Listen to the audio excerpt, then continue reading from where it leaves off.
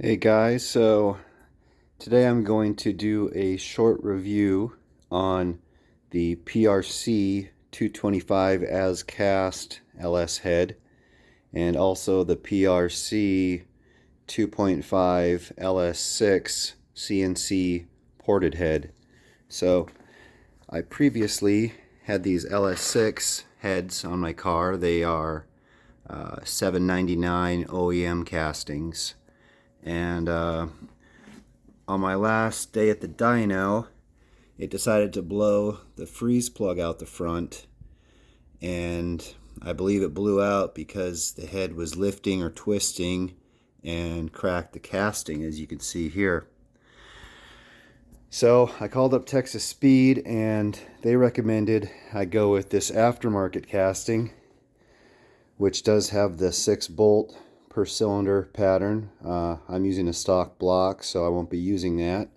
But they did say that the aftermarket casting had a lot thicker base, so we're gonna check that out today. Here's the $7.99 head, and it's weighing in just under 15.5 pounds. And the aftermarket 225 head, you can see about 7 pounds heavier. So let's see where the 7 pounds is actually coming from. So looking at the top of the heads, a big difference I can see is this casting, where the push rods come through, comes all the way up flush with where the rocker arms mount.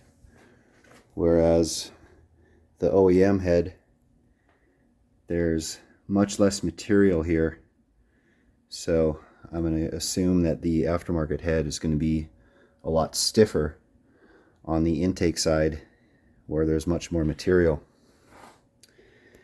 And looking at the ports, the OEM ports are quite D-shaped on the exhaust side. The aftermarket head, they're a little more rounded. They're slightly flat, but overall it looks like they're a little bit more round shape, which is going to match up with the shape of the header and the gasket a little bit better. And here are the extra head bolt holes, the 4 extra ones along the outside.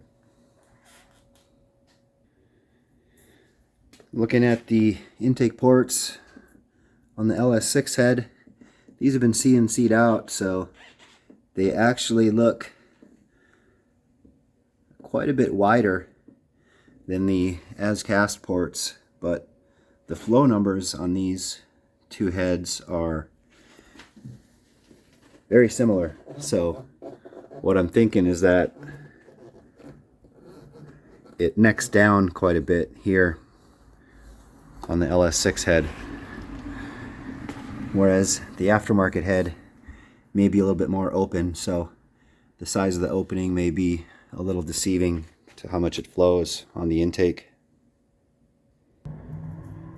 One other thing to note on the aftermarket head, the holes for the push rods are massive, and on the OEM head you may have trouble with a 3/8 push rod. I was running 11/32 and they were pretty tight.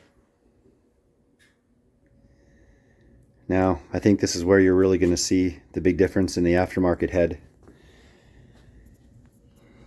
You can see how thin the base is on the OEM head, and this is the area where my head cracked. And looking at the aftermarket head, this base is much thicker. Looking for other differences, I don't see a lot on the bottom here. I do see